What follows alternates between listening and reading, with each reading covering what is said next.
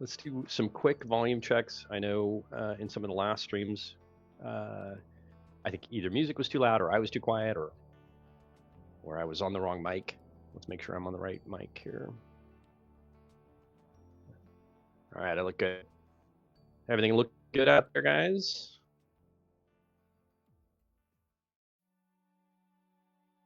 All right. Happy holidays.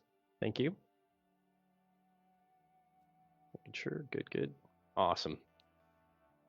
I know. This is Matt Stan's hair.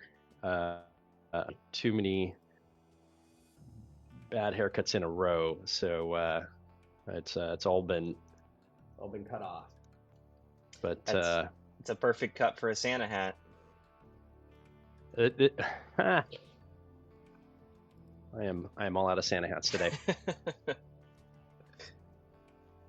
I can see people tuning out already. They're disappointed. No Santa hat.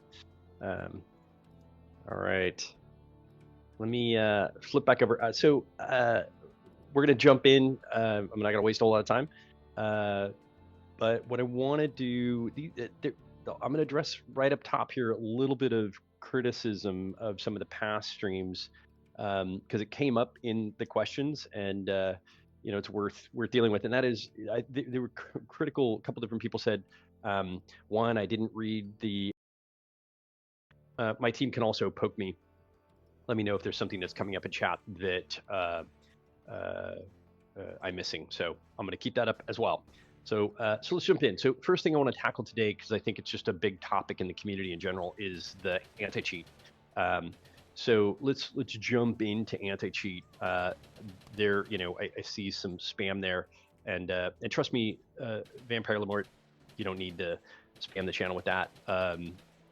We, ban cheaters. I think the voice a little low, so maybe Tim, I don't know if you can pump up my volume a little bit, but let me pop you up a little bit here. Yep. Anti-cheat is always a tricky thing, so I'm just going to talk through it. We've been, I think, with every anti-cheat out there, Fair Fight, Punkbuster, BattleEye, Easy Anti-Cheat. I explained why we left Easy Anti-Cheat. It was a bit unfortunate because it wasn't a decision we wanted to make, but Epic had discontinued the tier and several lower tiers actually that we were in, and it was really only catering to games that have above a certain player count, and it's a very expensive solution now. So we were sort of more or less forced off of that platform. So we had to kind of go find another anti-cheat. We looked around and analyzed a bunch of different things. And the main problem with anti-cheats are we have certain ways of identifying players, hardware IDs, and other things. They're all very hackable, and so it's difficult to nail a hacker, ban them, and then prevent them from getting back in. It's just welcome to free to play. That is unfortunately the life we live in, and their ability to sort of re-enter the game via a number of different methods is it's sort of unlimited. And so what we did for this specific implementation is that we pulled back. We looked at other ways that we could deal with the problem. And I think that the other big topic right now is, with anti-cheat is really better detection. I think if you don't have a good, consistent detection in the engine, then your staff spend a lot of time looking at videos and evidence, and it's a mess. And so you're playing whack-a-mole all the time, where you ban someone, you get the evidence, and then they come back in, reroll, and you got to ban them again. So right now, we focused on detections, and when you get into detections, you get all kinds of different detections, right? Kernel mode and user mode, and you've got server side analytics and AI detections and all kinds of things. And to date, we have not found an anti-cheat that leveraged every one of those systems. SARD was willing to go down the rabbit hole with us, and so kudos to them. I know we had our share of struggles, but they have constantly been iterating on their platform. They did a very unique integration with us where we were able to control the sanctions. And the main key issue here is that not every detection is 100%. And so what we've had to do is go through hundreds and hundreds of detections and decide, is this a good detection? Can we trigger this without cheating, right? My staff log in, does a detection come up during normal gameplay? Things like that. And so, unfortunately, we launched and turned on SARD on Wednesday. We've been working through some of the issues. And as we go through these detections and determine, hey, that's a good one, that's a bad one, it's I know that's been a little painful for players. So, what I want to report back to communities, we also changed a little bit of the strategy. I think in the last AMA back in August, I talked about the strategy of not wanting to ban players. It is my goal to not have to ban players, but we found we just had to ban some players. They were just too abusive, and there wasn't really a good way to kind of ever ban people if they're not cheating. We needed a system with better detections that had server-side detections, AI detections, things like that. Unfortunately, AI cannot, it can be inaccurate sometimes, not all the times. In fact, we've seen the best detections out of our AI system. So all of that thought process went into the anti-cheat. We are constantly iterating on it. So what I want to kind of convey to the community is, one, I've heard you. I will be giving more updates in real time on how the anti-cheat's doing as we make changes. Two, I get it. Like there are still cheaters in the game. What we're doing right now is we find a cheater, we look at what they got detected for, we go. We're not including detections that are going to hit normal players, and then we go through a cycle of reviewing that and we turn it on. So it's going to be iterative right now. We're going to keep working with SARD, and I think we'll get there. I think that there were a couple questions. I'm going to roll them all up. A couple of AMA questions that got posted, which is, from the jump what's catch happening game. with SARD? What's happening with the anti-cheat? Am I happy with the anti-cheat? So I think we can be doing better. I think it is a good start. Everybody put a lot of time and effort. SARD and my team put a lot of effort into this solution. So we're going to keep iterating on that. All right. There's a little bit of chat here, so I'm going to just go back to my moderators, making sure. Good. Anything I'm missing there, guys? All right. So let's go to the next topic. I'm happy to come back to anti-cheat. It's probably a topic I could spend the whole stream talking about.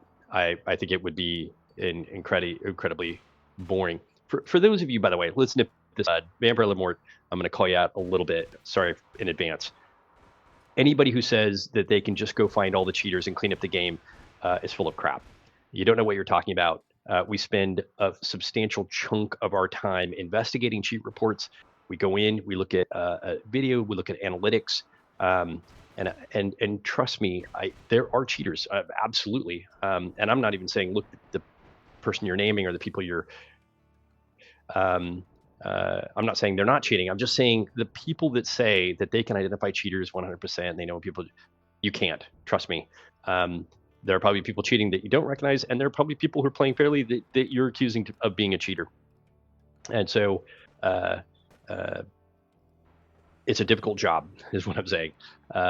So it takes time, it takes effort, and we're getting there. So I think the biggest critical thing we have this time around that we have not had in the past is this server-side anti-cheat pieces, these analysis pieces in machine learning and AI that are incredibly good. Frankly, I've seen some amazing results, but dialing them in takes a little bit of time.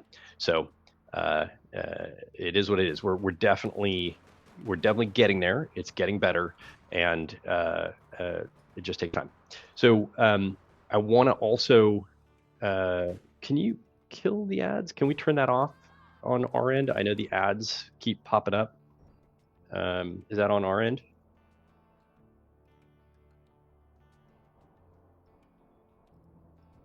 Yeah, it's like right in the middle of the stream. It's sort of irritating. Looks shocked. Yeah, hold on, guys. We're trying to kill the ads. I'm not sure. Hold on. Apologies, guys. I want to get into some other topics here that people have asked about. No. Let's see.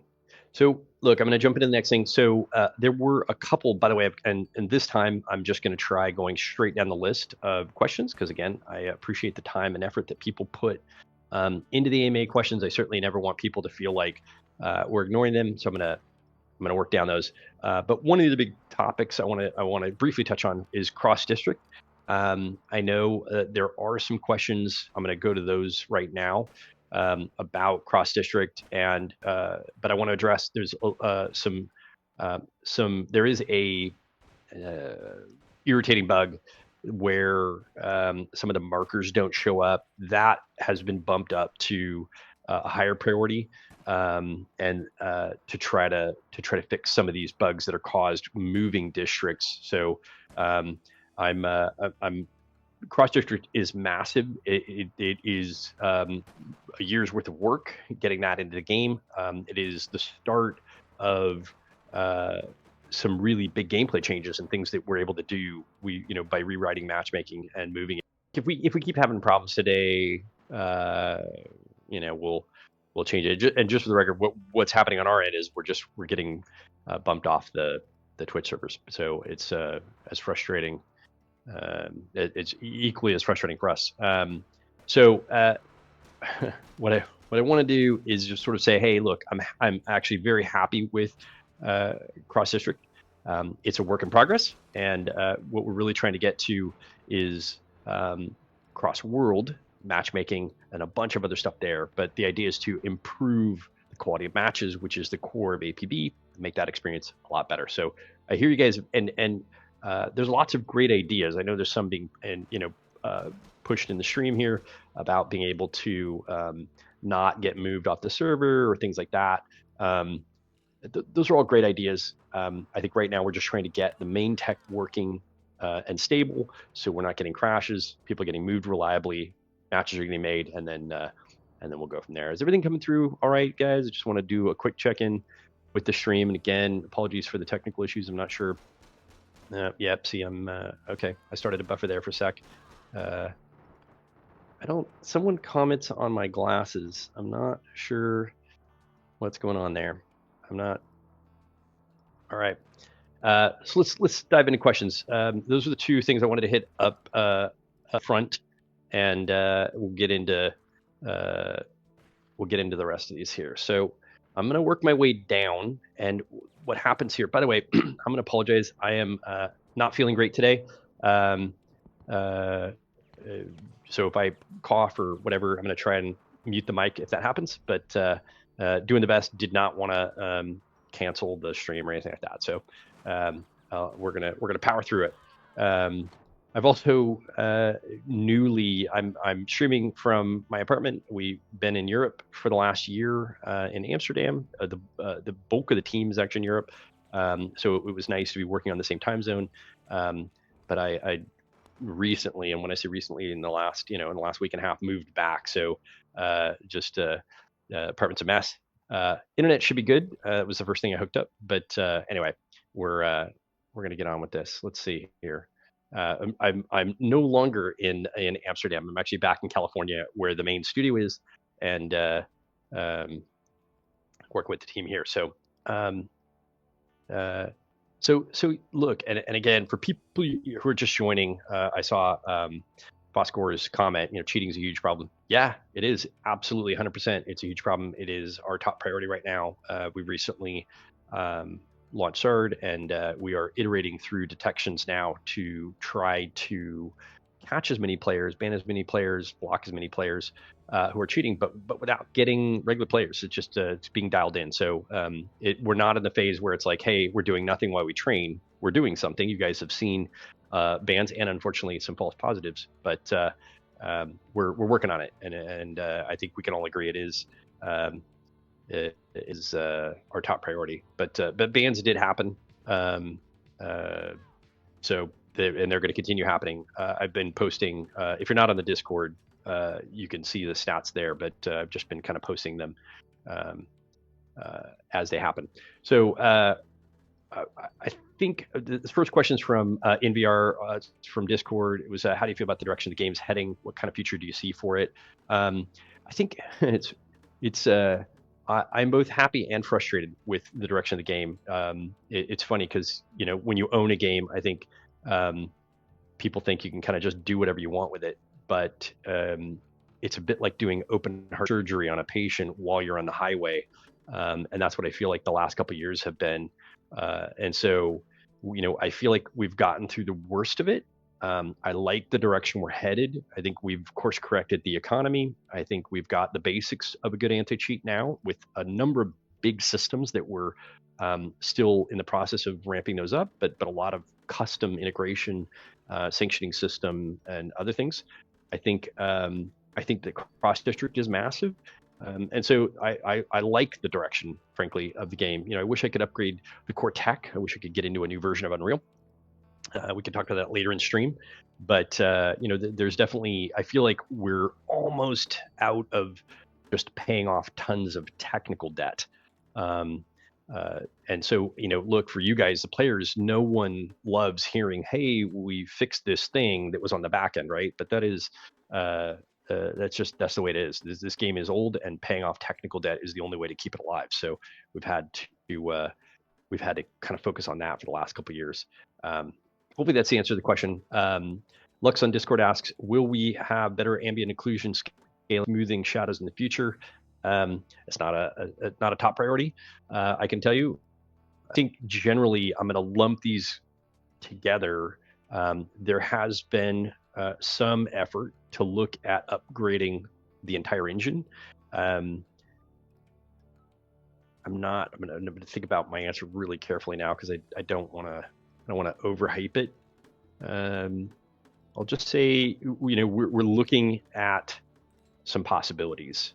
Some genuine effort has gone into that. I don't want to get too confident there. Let's jump in.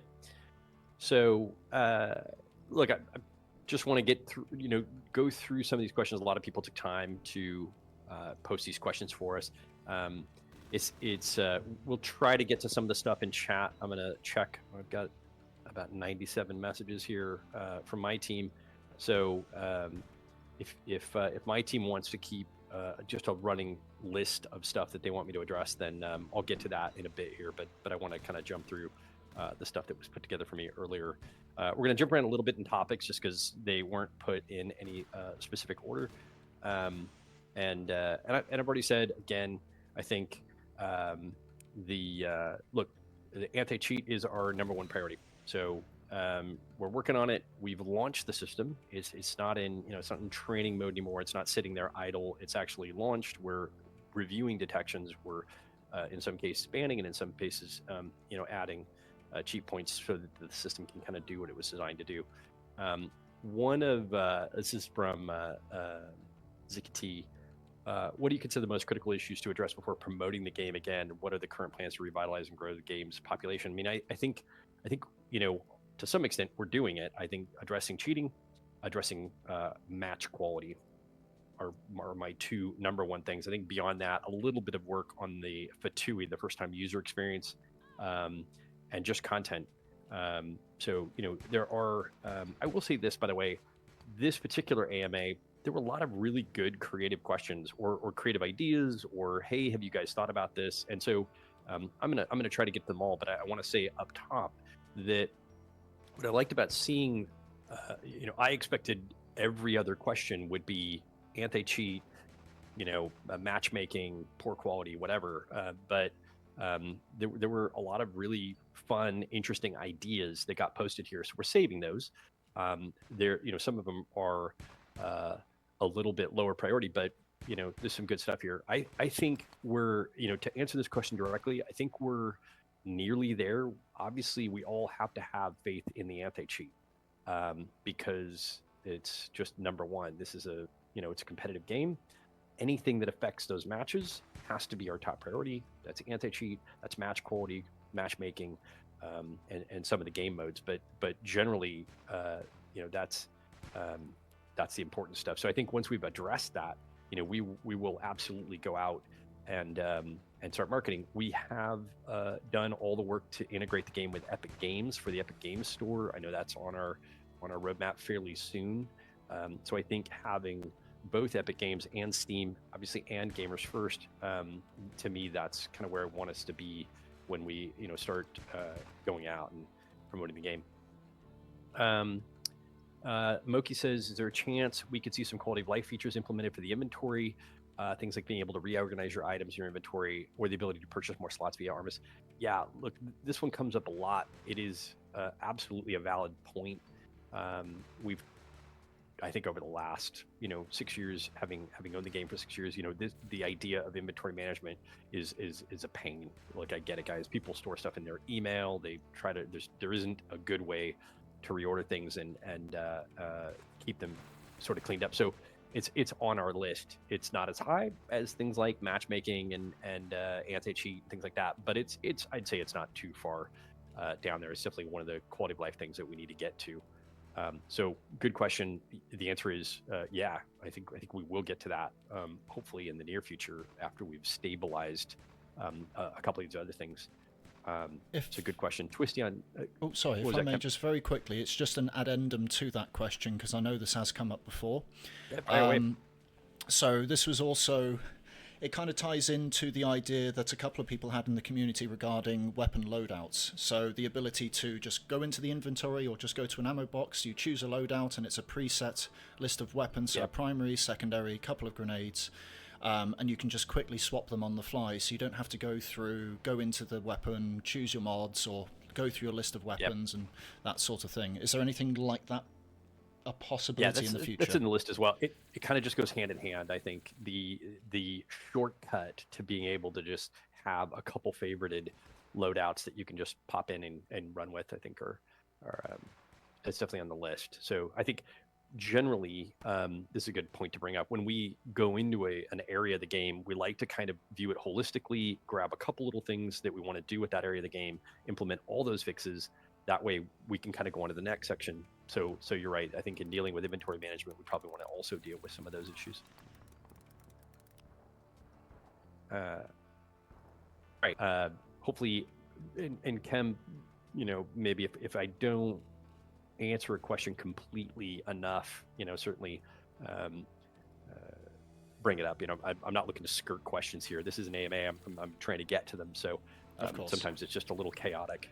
I'm watching like 3 or 4 different things to make sure I'm getting everything. Twist. We've seen this question come up in some variation, so if I've already answered it, I may not answer it again. But what direction do you see gameplay going in, and are there any plans to make close quarter weapons CQC more viable? I think this is in response. There's a couple other questions, so I'm going to lump these together a little bit. But I think this is in response to, I would say we probably have been guilty of focusing on some of the more long-range stuff. It's possible we haven't shown close quarters enough love lately. But, the last 2 legendaries and some of the stuff, we pulled the range back a lot, frankly, on the Enchantress to avoid just stepping back into jump scouting and some of the other things we knew about. So I like where the Enchantress sits right now, but I think that we probably could focus a little bit on close quarters. The trick is, man, you got to be careful there, right? We spent so much time on shotguns and it just nearly sank the game. the answer is we certainly can and probably should look at some of that. But generally speaking, I like the direction we're headed. And I just want to make sure that we're filling in the niches. Generally when we release a legendary, it's because we feel like there's an empty spot that we can go after. I also want to. It's as a slight aside, I'm super. I'm happy with Mobilize in that we were able to put the DAO out for free. It's an earned reward. It's something we haven't done in a while. So making an actual gun as a reward is super cool for us. That's something I'm excited about. And again, to come back to the question, we do plan on looking at CQC soon. So it just requires a little bit of experimentation. But I want to give a shout out to, by the way, I'm a little scatterbrained today, but there are a lot of testers that helped get Mobilize ready, that worked on Cross District, that worked on the Enchantress, and this wouldn't be possible without them. Those guys are awesome. I know we get on, we'll post, we'll say, hey, we're going to do another round of testing, and then another one, and another one, and another one. They keep showing up and giving feedback and helping us out. So thanks, guys. All right. Sediment on Discord. It says, are you going to address the current in-game mechanic that allows you to teleport into vehicles without animation or delay? It's becoming increasingly more popular and frustrating. Yes. I actually talked to the folks on my end before crafting my answer to this, and I've got some notes here. It's a technical thing right now. There's an abuse happening with the way animation's happening because we can't play an animation. But it is 100% on our radar to fix this because we know some players are using this to make themselves borderline invincible because they can sort of pop into cars really fast. So it's definitely on our list to fix. Let's see here. The fix, by the way, I think is fairly straightforward. That is, look, if we can't play the animation, we can still take the proper time to put you in the car. We'll find some way to indicate that, hey, you're still getting in the car, but we shouldn't just pop you in instantly. Let's see here. It was never the goal to make car play so meta. Bear the Merc on Discord. Can we expect to see more map balance changes, reworks, or even expansions to existing maps? Also, what about new districts? It's always a tricky one, and there are a couple other questions that are similar to this. And believe me, I want nothing more than to get into some of this stuff. We started to do a little bit with Waterfront. We've got a lot more planned. There's some criticism in here about us starting changes to Waterfront and then not getting them done, and that is just an artifact of the team being pulled in a million directions. We definitely want to go back and clean up spawn points, clean up mission objectives that are way out towards the edges of the maps that are not fun to play. We want to clean up a little bit of the narrative storytelling where we place some things to create new cover points, things like that. 100%. So I would say at the top of that list is just fixing Waterfront and beyond. We've started playing with a couple other map ideas and some geometry. I'm not sure how much the problem is I'll go on these streams and I'll talk about stuff and people take it as gospel, and then it's like, oh, Matt hyped this up, and then it and then it doesn't happen, and then I end up disappointing everybody. But I can how much do I want to say here? I can say we were running around a newer district, an entirely new district that I am hoping we can use for PvE and some sort of first time user experience. It is it feels a little farther out just because of where we are right now with the game, and so much of the focus being taken up by anti-cheat and matchmaking. But I would say one of the bigger areas that I've started to look at is setting aside an area for us to do a different kind of mission gameplay, still missions, but something we can help train players on how to do, a little more co-op-y. instead of pure PvP. So we're working on it.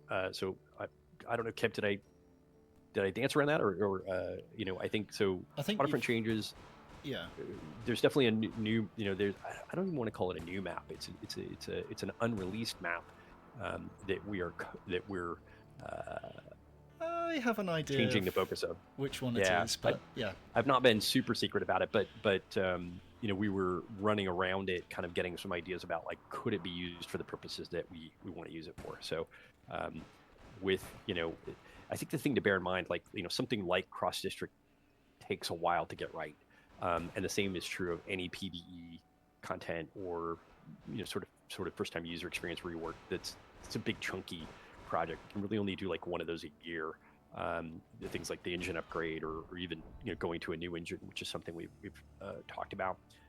So anyway, I'll leave that. What I will say is, next two questions on the list that I can see here are basically in relation to what you've already answered. So I think that kind of covers dealing it. with out of bounds bots. Like, Yeah. certainly we need to go through and make sure people can't, and I already addressed the spawn system, waterfront, those sort of things. Bear the Merc and Varmian on Discord says, any chance for a clan system overhaul? If so, maybe repurpose the Riot contact on social to be the clan contact. I actually want to. There's another question later that I'm going to merge this with. Clan system absolutely needs an overhaul. It's just kind of there right now. I'm not happy with it. But the other thing that did come up, it's later in here, is a leaderboard, sort of a monthly public leaderboard, which I absolutely love.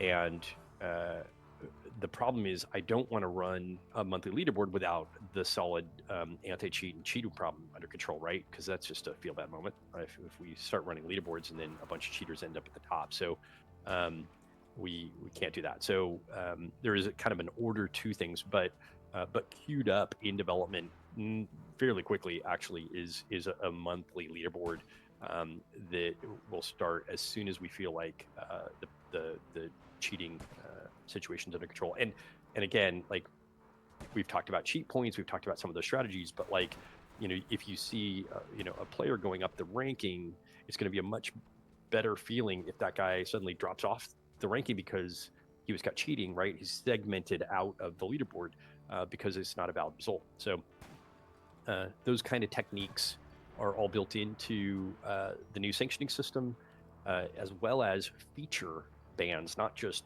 total bans, but feature bans where, hey, someone's messing around in a specific type of district, we can ban them from getting into that type of district without actually completely banning them. So we're trying to work around, make it a lot more discreet. All right, is that enough on that one?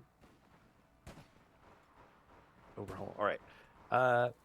The next one is a bit beefy. This is and I'm pronouncing these names. I'm butchering them probably because I always see them written out, but I never hear them. But Zenise, I'm going to say on Discord. So while cross-district matchmaking is great, it actively causes issues with player-hosted events. We talked about that a little bit. It's something we're looking into. I think generally speaking, my philosophy is deal with the problem first, try to build a solution, get the solution working, and then there are edge cases. I know that they run the car meet, and there's an event that they do all the time that usually they pick an empty district and then they host it there. And clearly with cross district, you can be spawning an entire team in, and then they're running through your event trying to get to their mission, and that can be disruptive. So certainly it's something we need to look at, and I would say that's a pretty big priority, just to make sure that we're not having bad interactions with cross district. It's one of the things we didn't really think about. So we'll look at ways you can potentially sort of join a district, or maybe we just allocate some districts as these are outside of cross district, right? This question mentions private districts. I think probably maybe just excluded, districts that are excluded from missions for the purposes of people, messing around. and doing stuff. So there's a number of stuff. I'm going to read them all. There are some good ideas in here. There are some ideas in here. There's some, some things that maybe we can't do. But they mentioned renaming the district. Potentially, like this is all related to private districts, which is the idea that they're putting forward. Being able to rename the district, change the district type, financial, waterfront, asylum, change the join method, kick or ban. So I love the idea, and maybe Kim, you've been involved in community events and things. The idea that certain community organizers can spawn a district and have a bunch of control over it. Assuming we're not actually running missions there, then it kind of doesn't hurt anything, right? To have them kind of do some wackier things there. Anyway, there's a whole list of features that if we could do private districts, that they would love to see. I do want to kind of take a slight left turn here. Someone commented on the stream and I want to talk about it.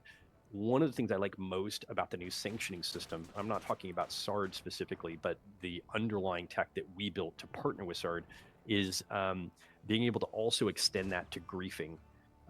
And so I know that there have been some folks talking on chat here, but things like toxicity and griefing and certain player behaviors, they're not cheating, right? But they're clearly behaviors that ruin the fun for everybody. Stream sniping, which I know Kemp, you've had some issues with, but being able to dynamically take a player, push them out of the district, put them in a different district, block them from interactions with another player based on things happening, we're rapidly approaching that. I think that this was a big step in the right direction to get there, plus having sort of AI detections where so much of griefing is situational.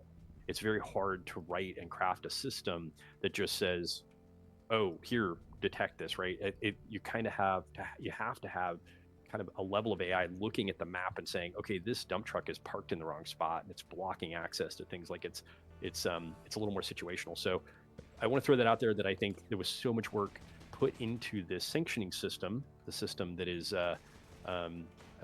being connected to by SARD.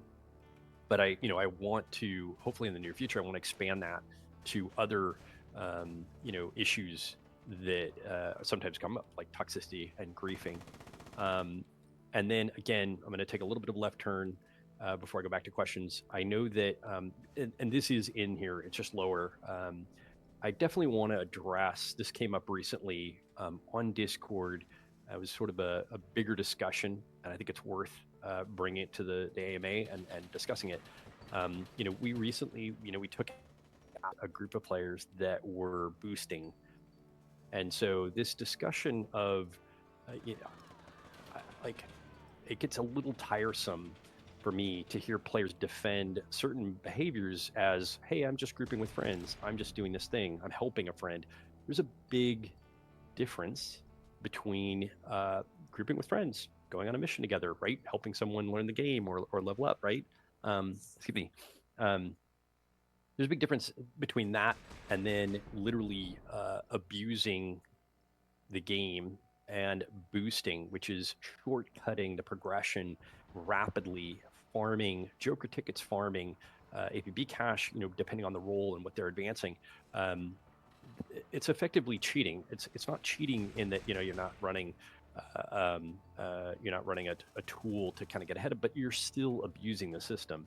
And so I think, and look, I'm happy to take the feedback and the criticism, and the criticism was that we're not being clear enough in the EULA about what's allowed and what's not allowed.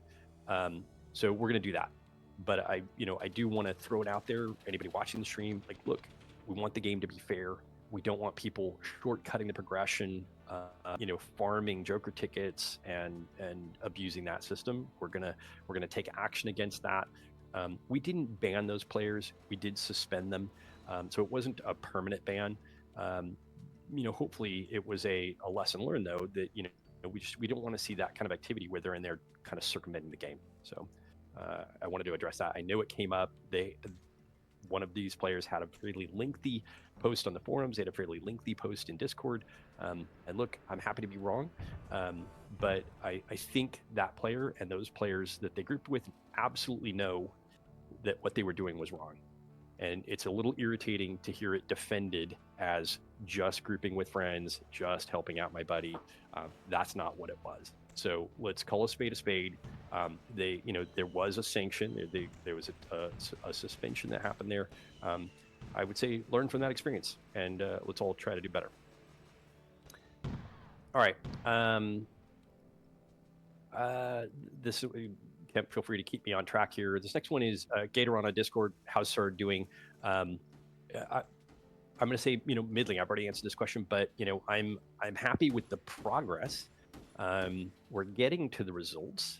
We've made some amount of difference, and it's active and it's iterating. I think what people don't understand is there are hundreds and hundreds of detection codes, tons.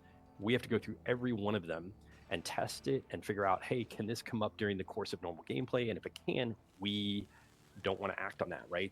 That's gonna catch normal players, and so that's what we're doing right now. We've turned on the ones we feel pretty confident with. We thought we had some that were pretty reliable that turned out not as reliable when we got them into the wild and we started evaluating things. So it's a work in progress. I like the direction, and I think there's some really good tech there. It's just getting the rules dialed in is part of the assignment.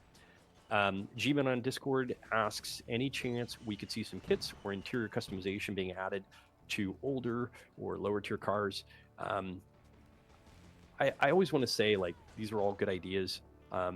Right now, being honest, there's just so much stuff on our plate that is a bit higher priority. So I'm never going to say no, but it is certainly farther off. Lower in this, we'll talk about the Mirage. I think there's some legit criticism there. I want to get back to finally finishing the Mirage. There's just a couple last minute things with lights and police kits that we want to finish off there, but it is. I'll take the bullet on that. It's taken far too long for us to finalize all of the support for accessories and things on the Mirage, but it's absolutely on my list. Gregson on Discord says, what's going on with trade locks? Why are permanent trade locks seemingly random, and why does it take customer support so long to resolve them? All right, so look, we can dive into this again. I'm not going to sugarcoat it. If you've been trade locked, there's a reason. I said this on the last stream. I said it on the stream before that. It gets a little irritating to see players run around pretending like, I randomly got trade locked. It does happen. I'm not saying it doesn't. But permanent trade locks, as opposed to temporary trade locks, mean that you did something to get it. And look, what I don't like doing is seeing a player who is spamming this stuff, and then it's not really proper for me to just out them and go, well, here's what you did, and here's why you're permanently trade locked. So generally, what I'd say is, look, if you're permanently trade locked, there's a reason. If you're temporarily trade locked, we all get that, right? The trade lock system is there just as a reminder to protect you. Generally, if you switch PCs, if you reinstall, if something changes in the hardware signature of your machine, then we lock it down, because what could be happening, the reason it locks down is someone else has hacked your account, they're trying to get in, and we don't want them trading all your stuff away and selling it. So that's why trade lock exists. And then the other reason is it's a sanction, right? So if you've done something that abused the trading system, which, by the way, is there's a can of worms that comes with systems where you can trade. We deal with them. I like it. I think it's a great feature in APB. I don't want to take it away. But if you're permanently trade locked and you are spamming customer support, I don't know what to say. They're going to give you an answer, and they're going to move on. Going to sit there and keep having this argument with you. So anyway, yeah. Next one's a good one. Ishmael in Discord. When is North American East coming back? So we had an issue with North America East. Our one of our providers took that rack down, so they literally pulled out of that location. So we had to shut it down. We've been working with a couple other providers. I think we're nearly there. So for those players that really liked playing on the East Coast servers, it's good news there. I haven't really been able to announce that, but I think we are fairly close. Maybe I'm going to cross my fingers, maybe a week, possibly two, from putting those. My goal was to get it back online for the holiday event. We clearly didn't get there, but I know that we have at least a test server kind of coming online where we can run a couple districts there. But the permanent solution, I think, is assuming that test goes well, the permanent solution is right there. There are things we can do. We could put a server in the middle of the country. That's what Reloaded was doing, right? They were running it out of Dallas. That's a terrible idea. Everybody gets terrible pings instead of some people. So I generally like having LA and the East Coast, because the East Coast also acts as kind of a bridge to Europe. So that's good. Are we planning on bringing back VoIP? Yes, the answer is yes. It's just been lower priority. And again, for those that don't know, the VoIP provider we were using got bought. We were on a very, very old protocol of theirs back when Real-Time World paid outright to have servers that were going to be hosted. That provider shut them down. There's nothing we could do about it. And we just have never finalized. We started the work and have done a ton of work on the new API, but we just haven't been able to finish it. So, but I agree. For those that mentioned VoIP, it came up a lot during the questions. It is certainly, it's a core part of the game. Generally, if you get that fun atmosphere, it comes with plenty of problems, but I think it is a core part of the game. So that's definitely coming back. Hopefully soon-ish. TM. Will there be more changes to underutilized cars? I actually think we did a really great job going through some of the cars and buffing them. We added more cars to the progression, so we did make a pretty good round there. I think can we go back to it? Sure. What I'm going to say is the plan is to come back to that on the next 2 contacts, because that's when we have the biggest opportunity to move things around and make changes to cars and fit them into the progression a little better. So I would look for those kind of changes in Easter when we come back with the next big patch. So let's see. Let's see. Yep.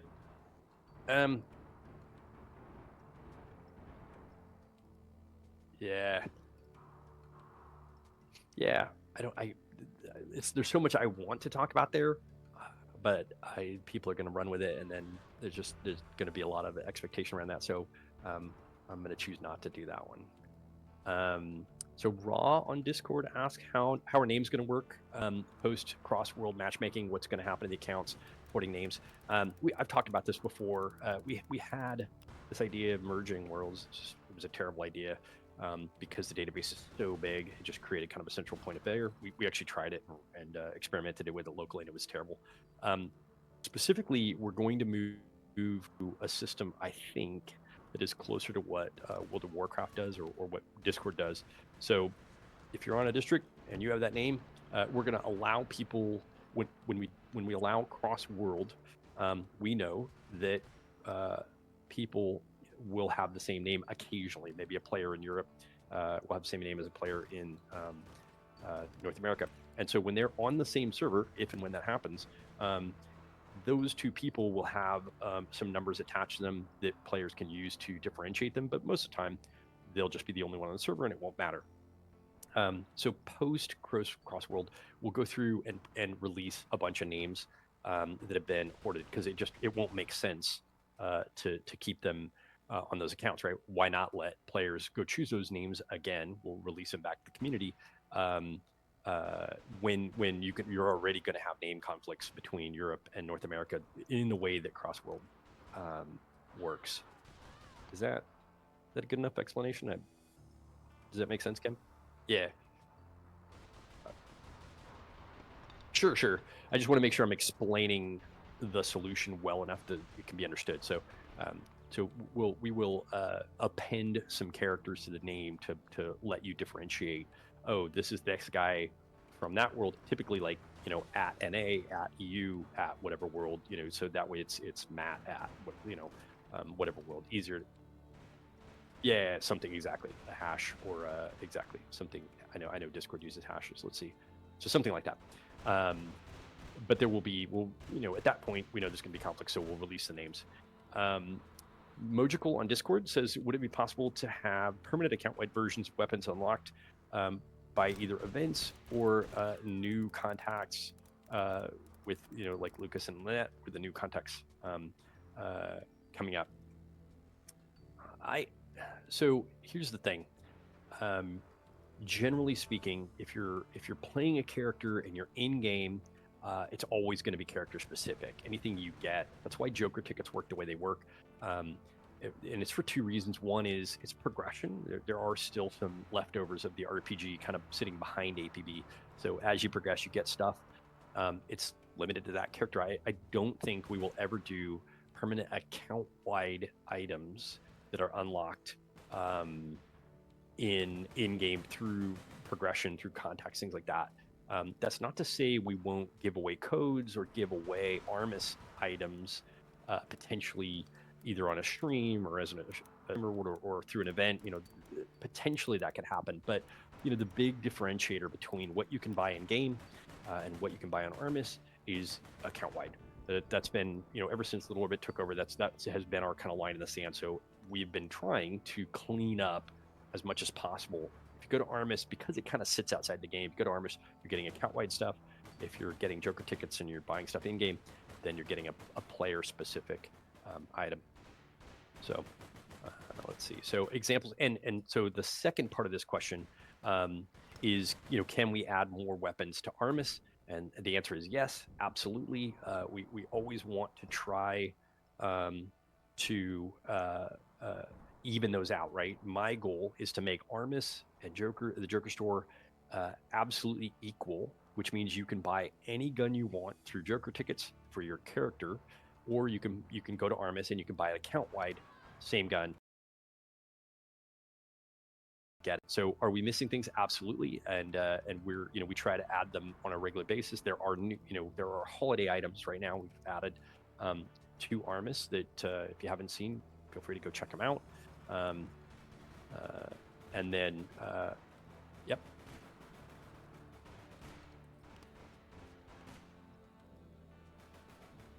Yeah, we're working on that. I mean, I think that there's always, bundles are tricky, right? Because if it's a historical bundle and a lot of people have bought it, it's such a feel bad moment for us to debundle it.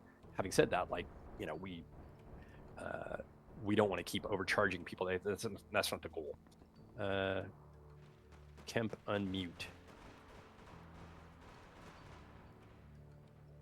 Oh, gotcha. Sorry, Kemp's asking questions and you guys can't hear him. So let's see here. There was we were talking about debundling. We're yeah, absolutely. We're going to keep attempting to kind of do that. Someone else mentioned, and this dovetails into the current topic, and that is why are Joker tickets locked to the character, and why aren't Joker tickets account wide? And there's a very simple reason. So when we took over the game, Joker tickets were not even a real currency. They weren't really used for anything. So Little Orbit and me specifically made a point of creating an in-game currency that could be used to buy things for your character. And so I just got through talking about the difference between the Joker store and Armis, but there's another subtle thing, and that is it is possible to earn Joker tickets.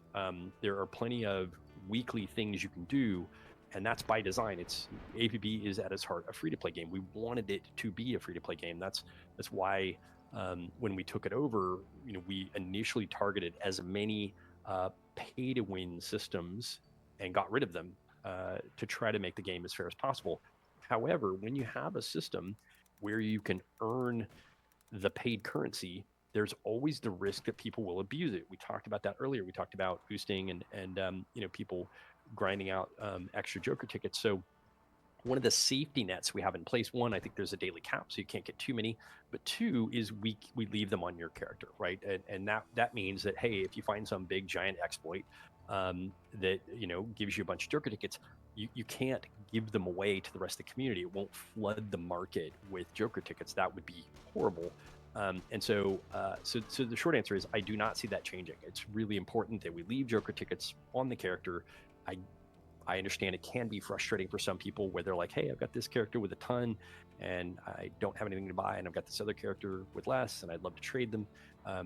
But for, just for economic reasons, we can't let that get too crazy. We want you to be able to earn them. So there are plenty of people that on a weekly basis earn plenty of Joker tickets. We don't want to take those systems away, but we need to kind of keep them under control. So hopefully that's a good enough answer. And specifically for Mogical, Minster Magnet says, nap always time. Evaluating Have stuff good stream. missing from Artemis and going in. There were a lot of good ideas, by the way, in the list of saying, hey, maybe we do a 3-slot version, or we could take some of these and maybe add a slot to them and put them on. Good night-o. So lots of good ideas. Thank you for your question.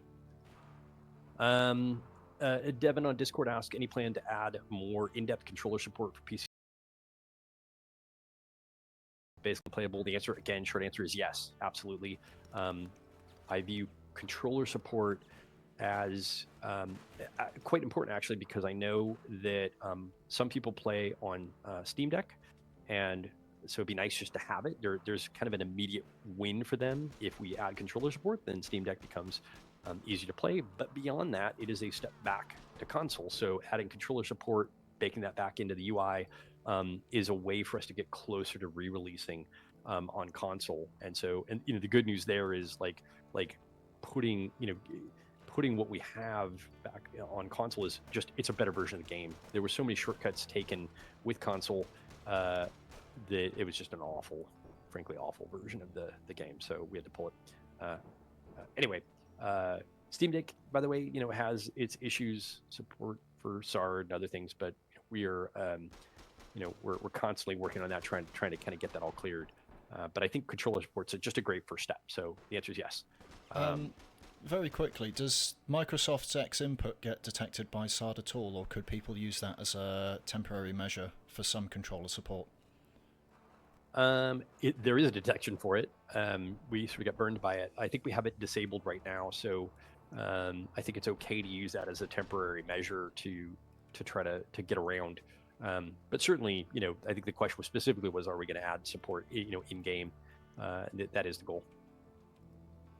But good comment.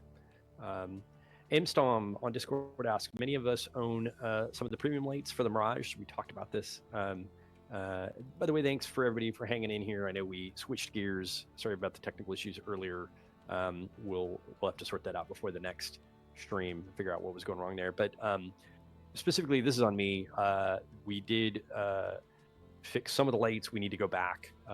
Frankly, just some of them were missing, and so we need to go back and retroactively re-add them. So yes, I think the question was, any plans to give users that should own these lights the remaining 3 lights for the Mirage? Yeah, we need to do it. It's on the list. Just been sort of swamped with other stuff. Continuing on, the Messiah on Discord says, any chance for a mission revamp or things such as new last stages for missions? Yes, we've talked about it internally and done some initial research on it, and I think we just need to go back to it. Frankly, there were some good ideas for that, and I think generally the order of operations, anti-cheat matchmaking, and then a little bit of mission revamping. Certainly, spawn points and other things need to be adjusted there to make things fair. But I certainly would love to see just some upgraded objective style missions that feel a little better. So it's on the list, and there was some work done there. Fortunately, the design our designer has been getting more and more up to speed on the tools. So a lot of it, before when we were looking at it, they really couldn't get in and do that stuff themselves. Now they can. So that's awesome. What are your current plans to improve the Fatui, the first-time user experience, and when should we expect these plans to be worked on? I mentioned that early in the stream. There's a whole district that we're looking at for that, so that's probably more than I should say. But I don't think we can get to that before Easter. So there's a bunch of work going into the next big patch with 2 new contacts. I should reword that with 2 new mission contacts. and some other content. It'll be closer to New Horizon with Cross World is kind of the big key marquee feature there. But after that, I think is when I want to get into Fatui stuff and possibly a new district and some other stuff. So post Easter is what I'm going to say there. Nero on Discord asks, any plans to fix the broken Steam achievements or removing the ones that are no longer obtainable? Yeah, this comes up all the time. It's on us. We absolutely should do that. We need to just find the bandwidth to go through, do the review, pull the ones that don't work, and fix the ones that can't be. If we want to keep some, fix the ones that can't be finished. So yes, it's definitely on the list. I don't know about a timeline. I know I'll backtrack in the chat here. Someone's asking about cross-world social districts. Yep, that is one of the biggest bonuses of cross-world. Would be the ability to trade with other worlds like EU and NA and even console, like sharing social districts between all of the different platforms and all the different worlds would be huge. So I'm super excited about that when we get there. That is 100% the goal. Also, just a reminder, at the end of the stream, we're going to put up the AMA code, which it's 200 G1C. So hang in there. We're getting through the questions. I'll definitely. I'm mostly done with some of the questions that were posted, and I'll go through. Kim, can you remind me to come back to the EMP grenades and some of the stuff? I see some of that in the chat. I'll come back to that. Fabled EMP grenade. Absolutely, I'll keep it in mind. Yeah, the fable. It's. I know that's surfaced recently. All right, so let's see. So VSB on the forums. Now that Lucas and Let are released, it seems there are no more existing contacts that Little Orbit can use to make new contacts out of. So what are your plans for the 2 new contacts? Well, look, we are not opposed to building and creating new contacts. I just saw there was a little bit of discussion, I think, on Discord, but someone was a little critical of the designs mostly for Lucas. They said he looked a little bland. But look, from I'm also a fan of the game, and if I see content that was created that's good that we want to release it, why not put that in the game? So Lucas and Lynette predated us. The voiceover had already been recorded. The models had already been done. Again, it was kind of a question of they were already they fit what we wanted to do as well. I think that's also another important point. When we have a goal, let's say, of putting something into tier 3 or tier 4, kind of like progression a little bit, that's when we look to see what we already have. And so VSB accurately points out there's nothing else there though. So anything we do would need to either 1, be created from scratch, or 2, repurpose maybe 2 other contexts that are already in the game. So I'm going to leave it at that. But I guess I can go so far as to say we're not going to create 2 new contacts for the next release. We're just going to take 2 that are already there and make them way cooler. So I'm actually excited about it. I think once we kind of walk through our plans there, players hopefully will be like, oh yeah, of course. There's some underutilized stuff there that could totally be better. All right. That sounds to me That's a good question. I can come back to. I'm sorry?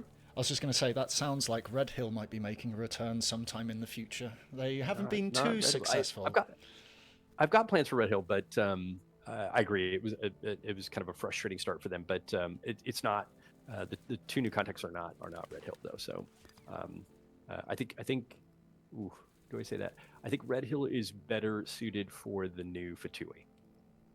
For the new district we're playing with. I think there's some good stuff we can do there, mainly because I see the Fatui and I see some of that stuff being less faction restricted. So but I need a place where I can take criminals and enforcers and they can go do co-op, not with each other. I'm not talking about cross faction, but where there's a kind of a common enemy and they can be doing missions against bots or missions against certain technological elements, right? And I think Red Hill fits that narrative slightly better. So that's kind of where we're going with some of the PvE content and some of the Fatui. But with the at least with the next 2 contacts for the next big release in Easter, I wanted to keep it straight down the fairway. These are two of my favorite characters in the game that are just completely thrown away and underutilized. So, all right, so let's get some forum questions. Actually, some of these did come from the forum. Tala on the forum asked, can we expect some regular statistics on how it is doing? So let's talk about that a little bit. The answer is yes. I have been pretty vocal that I am not a fan of name and shame, and I'm not a fan of posting. I just think it's super toxic. Like, hey, we banned this specific player. Having said that, I am a fan of being transparent where we can, where we can. So I think, being upfront about, hey, these are the sanctions that we did, either probably on a weekly basis. I don't know if we want to do it on a daily basis, because I think it might just be too much. So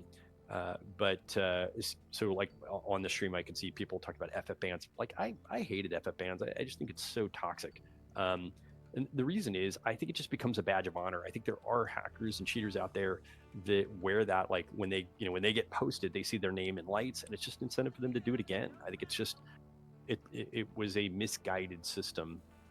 And I don't think it did at all. I don't think it did what it was intended to, right? Like, I think if the whole point of that system was to deter cheaters and hackers, it did the exact opposite, in my opinion. So we're not going to do that. But I definitely think having some stats. And so I did this recently on Discord. I'll probably keep doing it for the time being, just kind of saying, hey, we banned X number of players, or hey, we've sanctioned X number of players. Because I think, certainly if there is a criticism, about the anti-cheat coming from the community, it's valid. So the more transparent I can be about, hey, this is the kind of the level of operation we're at, this is what we're doing, hopefully that can help grow player trust in what's happening there. So I think that's the answer to the question. Yeah, I think like a monthly report, just a rundown of what SARD's been up to that month should probably be enough, because I think anymore you're kind of putting cheaters on a pedestal to say, hey, look, we banned these people, and it just gives them kind of incentive and motivation to keep going.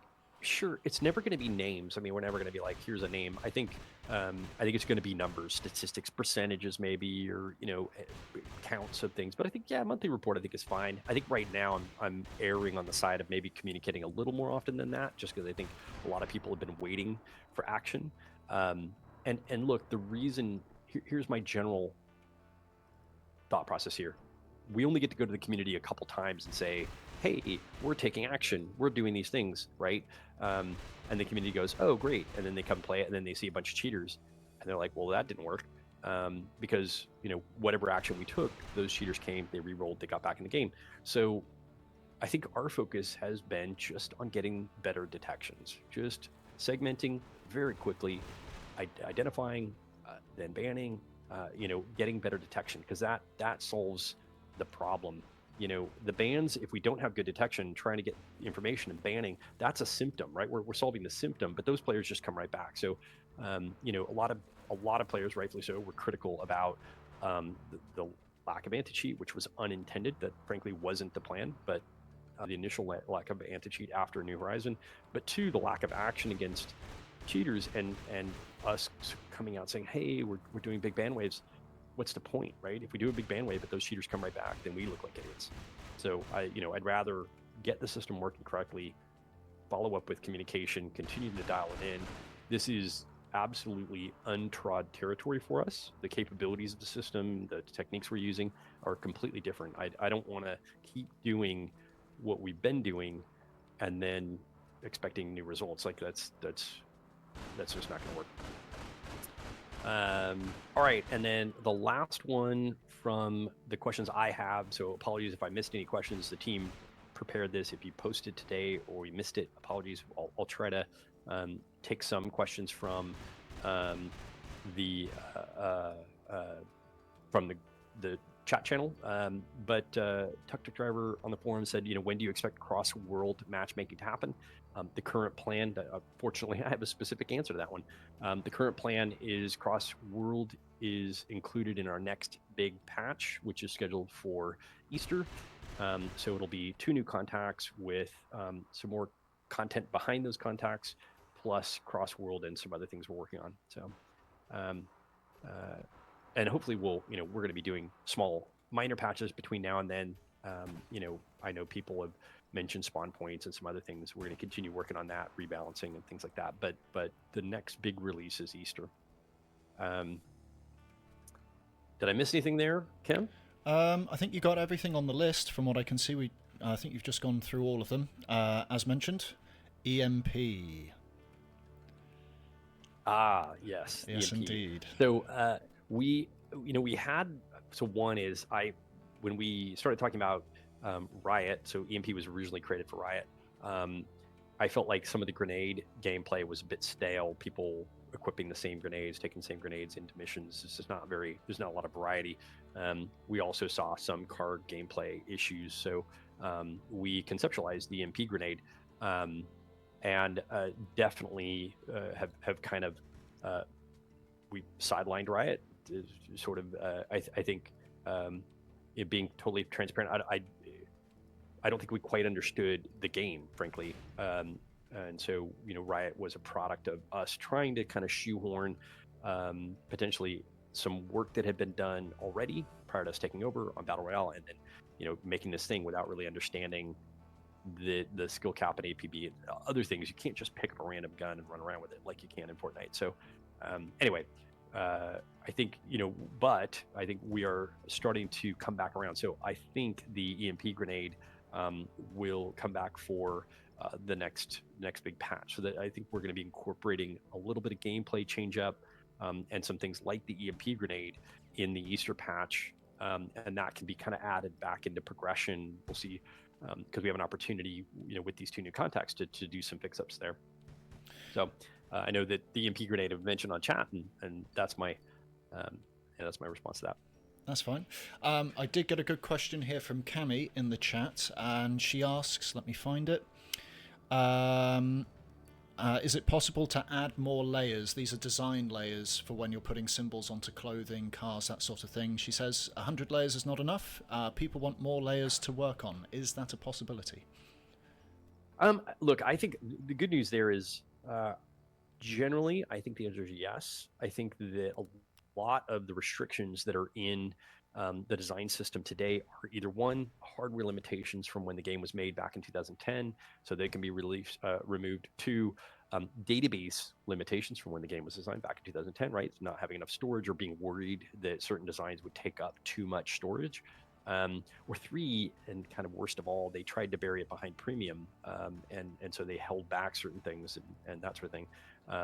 If I'm not mistaken, I think even less layers, right? If you weren't on, I think 100 layers is for people who had premium. Is that?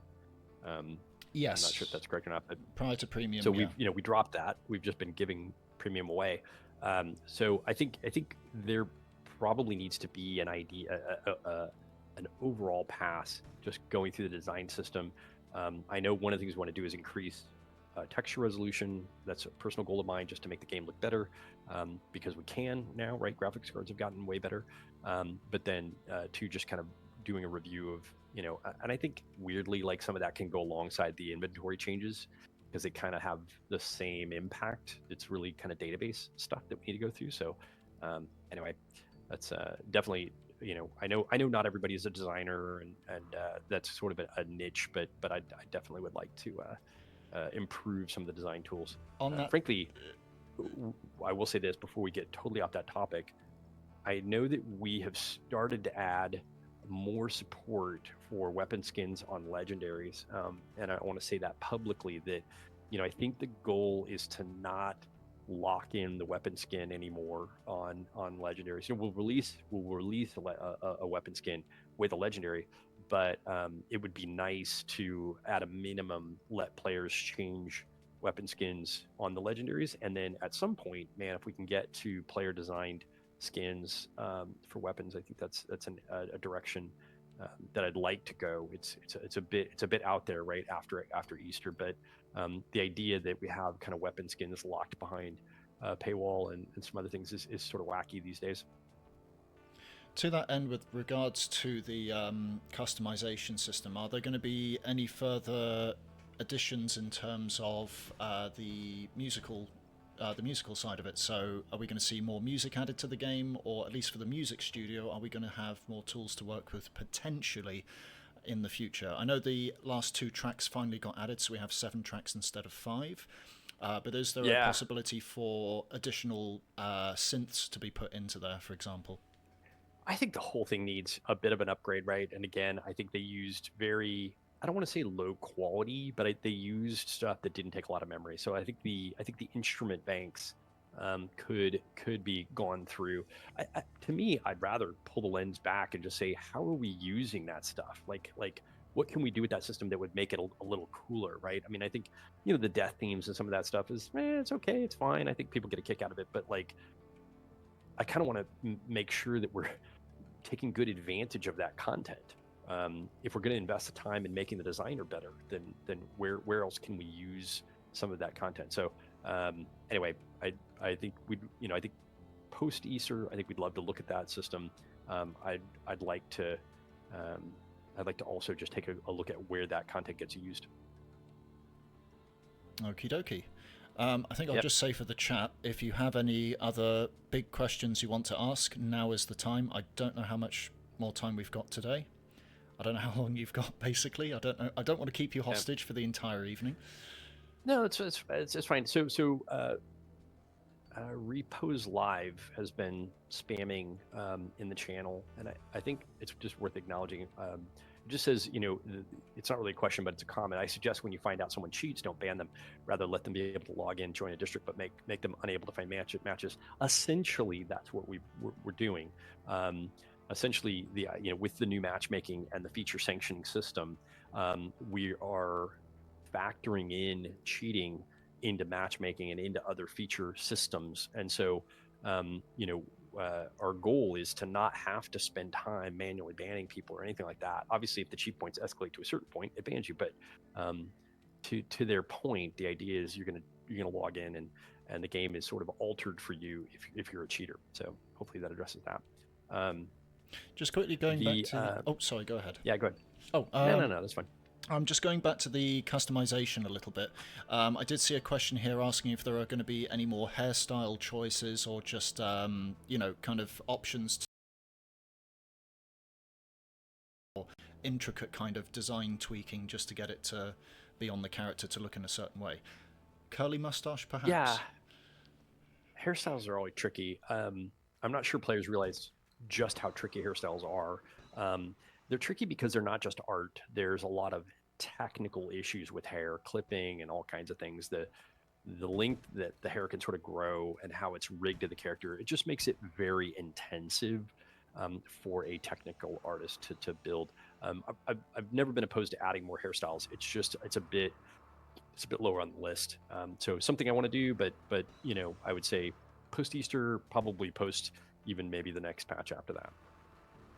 Got to get the MattScott chic in game so people can yes, well, anyway, there was another one here about cross district in terms of either financial or waterfront. People were asking about whether or not they could pledge to a contact for the district they're not in and potentially level that contact as they go along, because there are some issues where people are not able to level certain contacts because those districts are empty, they can't get missions, so they can't make the progression they need. And in order to progress further, both contacts and waterfront and financial need to get to a certain point before the next tier of contacts are released. So to kind of ease that pressure a little bit, will there be an option for people to potentially do that in the future? I think I'm going to qualify this a little bit. One of the next big upgrades to cross district is the ability to be in any district you want.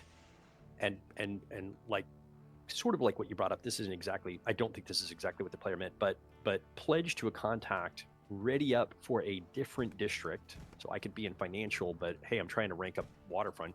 So I'm going to queue for a match in Waterfront, but I can be in I could be in Social and then get whisked away. Once that match gets put together, then you would get put into Waterfront. I think what that does is it breaks the inertia problem of seeing, hey, Waterfront's empty. That doesn't matter anymore. You can just queue up. I need to do Waterfront. It's gonna create a match from the people that want to do Waterfront and put you in a Waterfront district. And so I think number one, that's coming. That is literally the next version of cross district, is being in any district type and queuing for a different district type, either based on what you pledged, because it doesn't matter. The point is, a Waterfront district can be completely empty and it will pull 8 players from, 4 from Social and 4 from Financial and move you to Waterfront to be able to progress the role, right? So people can just queue for whatever district they want, and they can be messing around in any other district and just be put into that district they're trying to level up when it's ready. So it just doesn't. The biggest, and this cannot be stated enough, the biggest change, it's really game changing for cross district, is it doesn't matter how many people are in that district anymore. We're gonna move you to the best server for whatever you queue for, and it sort of breaks this loop of people looking for the highest population district, right, and button mashing to get that last spot, and it's all that's gone. Like we want people to focus on what do they want to do. If they want to hang out with their friends while they're waiting for a mission, they do their mission in the right district, and then they come back. So I do think there are optimizations we can be doing. I know one has come up where it'd be nice if it remembered what I think what contact you were pledging for. So there's some things I think we want to optimize to make it a little easier with cross district. And certainly we're absolutely laser focused on tweaking and quality of life improvements there. I know really quickly that this has been the Strands of Fate's been putting this in chat. It's relevant to what I'm talking about. So it says, can we get an option to opt out of cross district, cross world matchmaking in order to not deal with loading screens and preserve the persistent world feeling of APB? The answer is no. Sorry. I think that if we are moving towards what's referred to as instancing, or instead of loading, you sort of phase in. So if you're already in that district, right, or a version of Financial, and you want to get a mission in Financial, you can sort of phase in and skip the loading screen. That is absolutely something that we're aiming towards, to just skip the loading screen. But as soon as we let people opt out across district, then you're sort of defeating the purpose, and the main purpose is good matches. Without cross district, you're matching maximum against 50 other players. The other 50 players at maximum on your server, and we've scaled back the caps, so right now you're not matching against 50 other players, you're matching against less. With cross district, you're matching against the entire population. So your match quality should, as we grow the population, become exponentially better as we get more adoption. So anyway, okie dokie. I've got 2 more listed here. They hopefully are quick ones. One from Zrule Quadruple 2. What about the expiring premium codes that we get as rewards for spending G1C? Yeah, really, like, premium is just a whole thing. We need to just go look that over to just revamp it. There are some ideas in play now. We're not going to continue just infinitely. Here's a 2-part answer. We're not going to continue infinitely extending premium. So the premium codes that you get should be, viable here in the not too distant future. Okie dokie. Next one I've got is, any chance for the old login screen to come back? This comes up every stream. I know. I said this in the past, I'll repeat it here. It's in an old technology, how that old screen works. I think, my guess is that I would love to change what's there. It's low, very, very low on the priority list, right? There's so many other bigger things to fix, but I'm a fan of the old login screen. I think it's probably a hybrid approach where we do something that is reminiscent of the old login screen, the way they did the old login screen, but not, we can't use exactly. We would have just brought it back, frankly, if it was possible to just turn it on, we would. But it's just in something it's not compatible with the current version of the game. Okie dokie. And then I've got one here which is regarding performance improvements. Now they ask, stutters and poor performance on modern hardware is really bad. I have a feeling this is going to be in relation to the garbage collection system, because if you're running vanilla and you're not running flaws as config, which removes garbage collection, there is a high tendency where it causes a micro stutter or half-second stutter in the middle of a fight, and that can be the determining factor on whether or not you win or lose a mission, or just a particular stage. So are there any efforts being put towards to hopefully improve garbage collection to be hopefully seamless, but maybe reduce its impact? The number one thing... So let me just say, disabling garbage collection has its own negative, right? so that's why, otherwise we would just ship the game without it, and problem solved, no more stutters. But garbage collection is there for a reason, because it's reclaiming memory. Otherwise, you run out of memory eventually without it. So the people that run flaws as config know how to deal with that. Now, having said that, the original game was built 2010, so it was built for a lot lower memory. You just don't hit them, and certainly with the 64-bit improvements, you don't hit the memory cap. It was way worse, right? When the game was on 32-bit, because you would hit the memory cap, and without garbage collection, it was a bit more necessary to do that. So I think the easy fix right now is to simply bake in the ability to disable garbage collection into the actual game, so you don't have to run a config to do that. And because we also know that most machines won't run out of memory now, due to 64-bit and due to the hardware configurations we have today. So I think that's probably something we could queue up fairly quickly. That would certainly solve stutters and poor performance. It's not exactly fixing the problem, but there are more modern day techniques to do garbage collection in another thread. Basically, we just need to do it in another thread so it doesn't lock the game while it's happening. Okie dokie. There was one other one here from Telus, which I didn't bring up earlier, but I will now, regarding any updates to translations. I don't know too much about this. It's come up a couple times, and it's a pet peeve of mine that we don't have that up to date. We have great localization partners. I think when you're yes, I mean, look, the short answer is we absolutely need to deal with the localizations in the game and improve other languages, right? Like in a normal game, you'd have EFIGs, which is English, French, Italian, German, Spanish, plus the other territories where this game is popular, which would be Portuguese, Russian, a couple other languages. So we need to deal with it. But we have great localization partners. The problem is every time we do a patch, every time we release something, you're adding new content, you're adding new text, you're adding new stuff that needs to get localized. So I think it's a never-ending thing, but I think at this point we need to get over that. We need to just recognize, hey, there's going to be stuff that isn't localized from time to time, and just put out a new version that has some updated localization in it. Lovely jubbly. Another one here from Acorny, which is asking regarding the high frame rate slide issue. So whenever the game runs higher than 128 frames and you move slightly, the character has a tendency to just kind of ice skate across the floor a little bit. It's funny because we've had a fix for this and we had to back it out.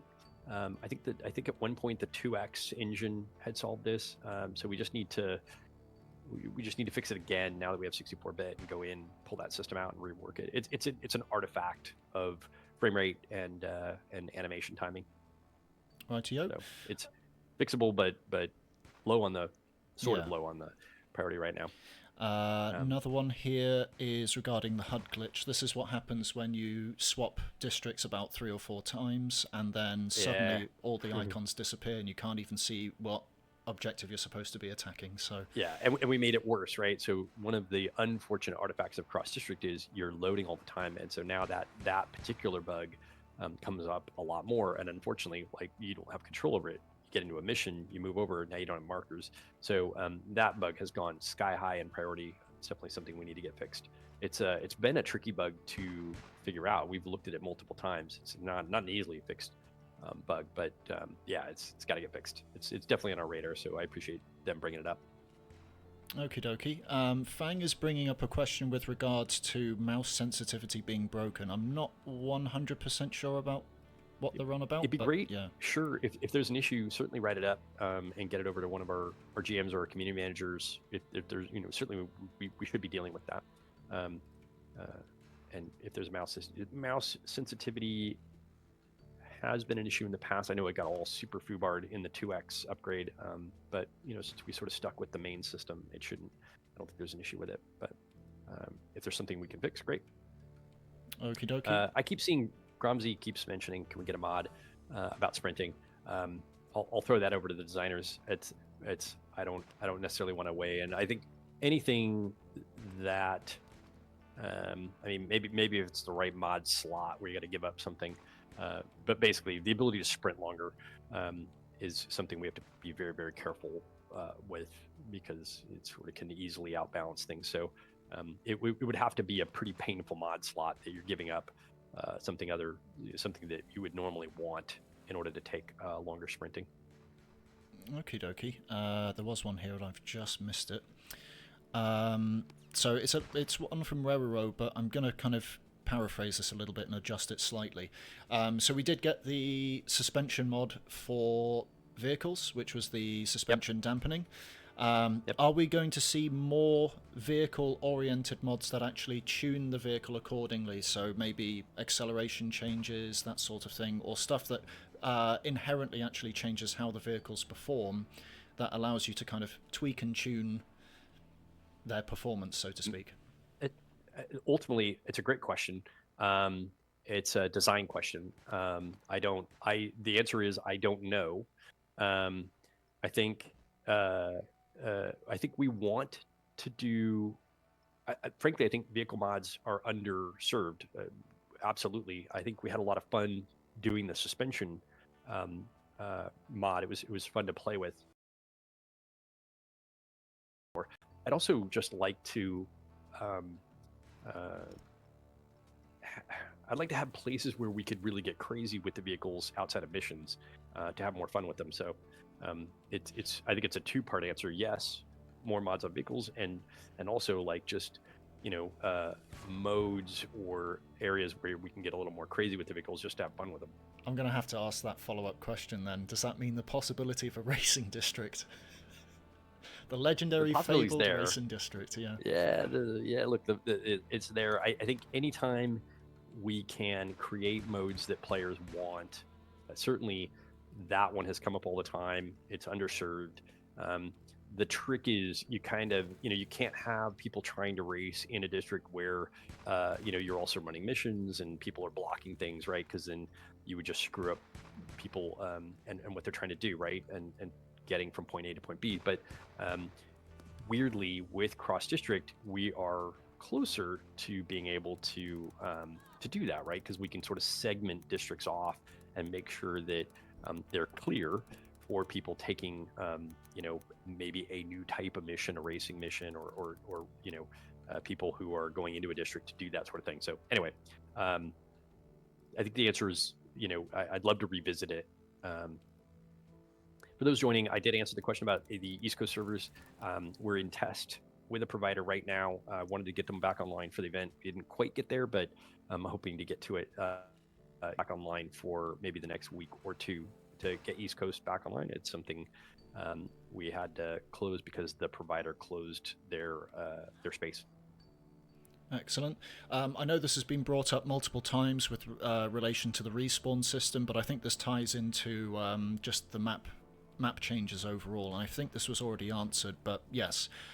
Is there going to be potentially a substantial rework to how the respawn system works and a way to kind of balance it? Because currently, as people have mentioned, there is a lot of issues where players can spawn very, very close to the objective, and especially when you're commuting from the previous location to the new one, there are instances where the defenders just can't get to that point in time, or they spawn 400 meters away and the attackers have already completed it and they're off onto the next one. Yeah, no, I 100%. We absolutely need to fix that. So that's higher up on the priority. When we started some of that work, it just it got sidelined when anti-cheat became such a burning dumpster fire. So I'd like to get back to it and go through. I mean, some of that stuff, I think even a little goes a long way. You can do a little bit and vastly improve some of the gameplay experience there. So it's definitely a place we should be focusing. Excellent. Okay. Any other... Oh, hang on. So Rain FZ's asking this again. I think we did already ask this about the pledge to any contact from any district.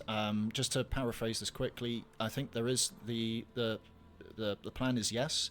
The idea will be is you can be in any district at all, pledge to any contact that you like, and then you just ready up. Yep. And then when the game is ready and there's a mission ready, you'll get the option to join that district, and you'll be able to start playing a mission. Say if you've got Tyron Senate in Waterfront, for example, you've pledged to him, and you're in social, you ready up, you get a mission in a Waterfront district, and away you go.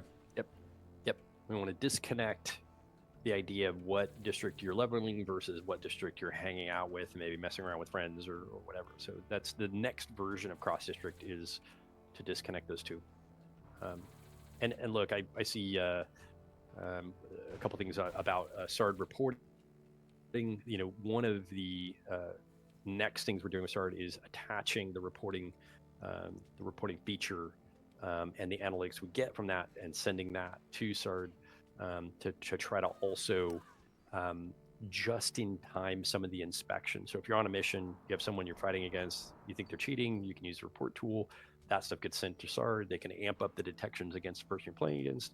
And you know, if there's more things they can find during the sort of amped up inspection period, then they can use that to, that gets brought back to us, and then sanctions can happen. So it's certainly we're still iterating on this tool. There's a ton of work that got put into it.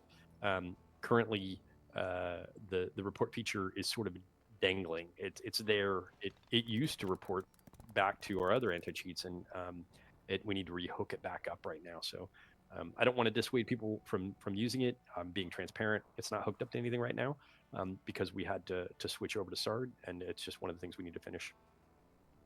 Okie dokie. I've got two more here. Trevor in VR is going to post a question in a minute with regards to blood splatter and hit mark customizations. I actually saw it. I saw the question. I think, look, it's a good idea. I mean, I think any visual indicators that help you play the game. It was more. I don't know if it falls into the idea of like an AMA question, or more of like, hey, here's an idea you guys should explore. I think it's a good idea. It just takes some content and glue to kind of hook it up that way. So great idea. So, maybe something we can focus on as we clear out some of the top priority stuff. Of course. Another one here from Strand of Fate. Would it be possible to try and tackle some of the weapon concepts that have been left behind? Things like dual wielding, double-barreled, melee weapons, and heavy weapons like miniguns. I think the APB is the game it is, and having been involved, I am no APB expert by any means, but I will say that there is a recipe for what APB is. It's not going to have melee weapons. It's just not that game. It would be so easy just to wreck the feel of the game or the balance of the game by starting to introduce some of that stuff. I'm not saying we won't visit some of the concepts that have been explored, but I think that there's a target for what this game wants to be, and I think it's important that we kind of keep our eye on the target. And one other one here from Zan Midori. I know this has been discussed a bit in the Discord as well, which is cross-faction or same-faction matchups. So, say Enforcer versus Enforcer or Crim versus Crim. What's the current stance on that?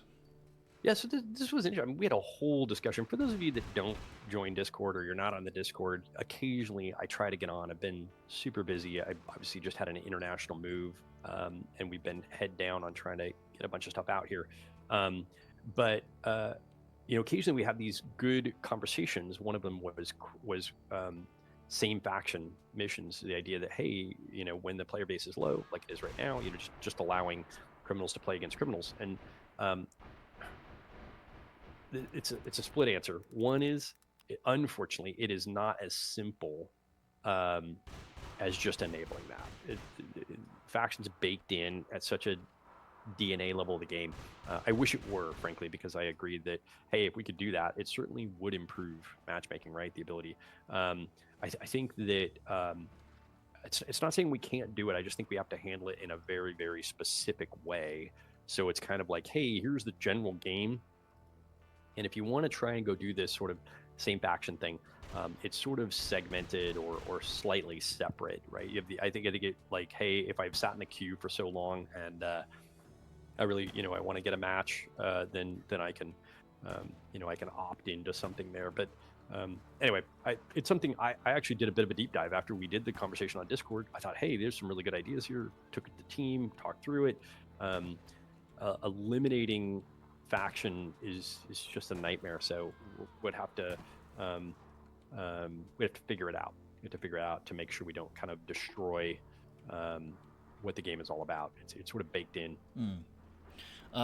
It's been asked a lot. I haven't missed it, don't worry. It's regarding the potential for a console re-release, if there is any chance of that on the horizon. Absolutely. We went through the pain and suffering of having to take consoles off the market. It's just the way that Sony and Microsoft works. They will not transfer a game between publishers. You have to take it off. You have to resubmit, and then go through the approval process and put it back online. So I mentioned earlier in the stream, one of the early targets is just to get controller support back in. What that means is you can navigate not just the game with the controller, but the entire game, right? The UIs, all of the all the interfaces, getting an inventory, things like that. Potentially even the design screens, which are a nightmare. But generally, getting controller support in is half the battle. So I like that as a target. Get that done, and then we can get the rest of it done, because consoles continue to get more powerful. So a lot of the limitations they had taking the regular version of APB and putting it on console are gone. They're powerful enough to run what we have, and in fact, I think we can make a better console product. So I would love to get console back on. Frankly, I think a lot of our cross-district, cross-world ideas factor console in so that we can get everybody into the same social districts. It's with console in mind. So it's just a matter of having bandwidth to get there. Okie dokie. How much time have we got left? That's the question. Let's maybe do 3 more questions, and then I know we've gone for we had a bit of a false start. Again, I appreciate everybody hanging in there. Thank you, Kempington, for stepping in and hosting. That wasn't the plan. This Kempington generously said, "Hey, I'll take the time. I'll host." We were having some technical difficulties. My producer's on the road, and I'm not sure whether it was just Twitch or, but we'll try to work out those technical issues out before we do the next stream. At the end, again, I still have to give out the AMA code. Yep. Do this every time. Got an AMA code with some 200 G1C attached to it. Fantastic. Okay, so first of the 3, this is coming from Fox MA, which I'm potentially interested in. Reduce stream sniping. This kind of does also pair into a question that Fang asked, which was being able to set player names to something basic across the board, so you can just basically set all opponents and teammates as, say, player or enforcer, criminal, just to reduce obviously the visibility of who you're facing and who you're up against, and potentially just reduce that occurrence of people deliberately trying to match up against streamers. Yeah. I'm going to lump this in with, we talked briefly about the sanctioning system, sort of this underlying, so we have SARD, that's our detection engine, that's our partner right now. But below that, we have an entire system we built in the last 6 months that takes, it ingests data, and then it sanctions players in various ways, feature sanctions, bans, cheat points. And I think this is one of those cases where we can add a new detection system that detects stream sniping. And also, I'll get to your specific question in a sec, but I think that I want to see this system grow in how we're using it. And I think it can, certainly we're looking at toxicity, we're looking at griefing, we're also looking at stream sniping. So I think that's one thing. I think the idea of having kind of streamer mode is a good one. And you and I have talked about this in the past. Certainly being able to hide your name and hide the ability for players to specifically come mess with your stream is huge. I think weirdly cross-district kind of helps us out there because you can get segmented into a district, and then if we have someone who it's detected that they're messing or interfering with the stream, we can just keep them out of the district that you're in, right? It's literally impossible for them to get in if the system sanctions them in that way. So there's a lot of, I guess my point is there's a lot of tools we have now that we didn't have a year ago that I think can be leveraged to try to solve that stream sniping problem. Okie dokie. I haven't missed your questions. That's from Castellium and others. Some of these have already been answered previously, so I can't speak. I'd suggest for now, go rewatch the VOD once this AMA is concluded, and you'll be able to find, hopefully, an answer to that question, because that has been asked previously. I've just lost my space here. Bear with me 2 moments. Yes, this is a good one from Magic Mute, and it's something I've noticed. So in the past, Armus gave you an option to trial weapons for free for a couple of hours. And the Joker distribution store doesn't really have that functionality. So especially for new players coming into the game, they can see the list of weapons in Joker distribution, but they have no option to try before they buy. So they either have to put a couple of thousand JT in just to use the weapon, and it might be something they're not interested in later down the line, and they'll feel like they've spent money pointlessly on something that they're not interested in. So are we going to see potentially a resurgence of that, where maybe it's like a 3-hour or 1-day try before you buy, so you can at least give the weapon a go before you make a decision on whether or not you want to try and buy it account wide or character wide? Yeah. So a couple. I want to deconstruct this a little bit and unpack it. Prior to us taking over the game, there was no way to trial them. Well, I think you could do. I think you did have a very, very, very short trial period. But when we reworked Joker mystery boxes, we wanted to go with a rental system, and we could debate pricing and all that separately. But the idea is we wanted to make legendaries more accessible, so people could try them out without spending a bunch of money trying to chase them down. So I want to point that's there. I think the Joker ticket store does have a 6-hour trial option. So my mistake. I'm all about no, that's fine. If people are asking about it, clearly they don't know about it. And so one is I think we could probably make that a bit more visible, but two, I think we always want players to be able to play with the guns. That's this game, right? Like literally trialing guns, figuring out what role you want to have, in your group, and figure out what gun you want to invest the skills into. Like that just is the game. So I'm certainly always open to ideas on making that more accessible for players. Definitely. Okay, last question. Just based on what I can see here, I think this is probably the best one. Can we look at the possibility of login rewards? So people log in after a couple, if they log in consecutively, Daily. they may get like a Joker mystery box or a couple of JTs, something like that. Yeah. No, 100%. Every free-to-play game on the planet has a daily login or a login reward system, and it's just something that's been on the radar for a while that we just haven't gotten around to doing.